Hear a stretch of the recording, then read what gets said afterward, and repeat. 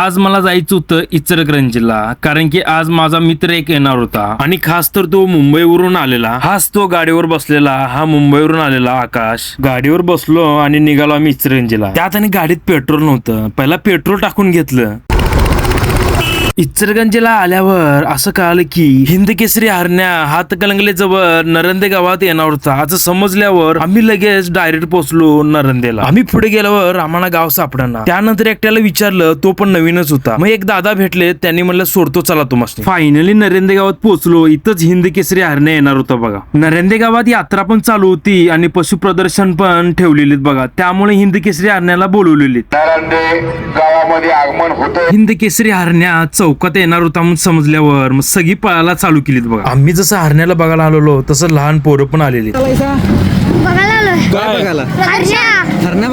कोल्हापूरचा हरण्या येणार म्हणताना चौकात हळूहळू गर्दी वाढायला चालू झाली बघा. तोपर्यंत इकडं हलगीचा आवाज चालू झाला बघा.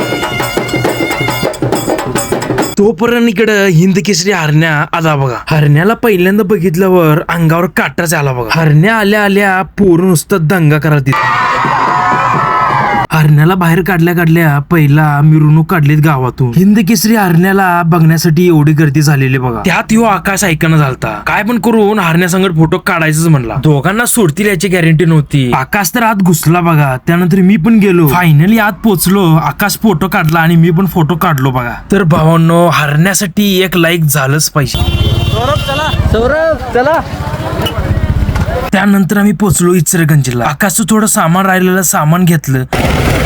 शिरदवाडामध्ये खुर्ची घेऊन निघालो. हिंद केसरी हरण्याचं सिनेमॅटिक शूट केलेलं आहे. तुम्हाला खाली आयडी देतो, तिथं जाऊन तुम्ही बघा. तर भावांनो, व्हिडिओ आवडला तर लाईक करा, शेअर करा आणि एक काम करा, तुमच्या भावाला फॉलो करा. चला.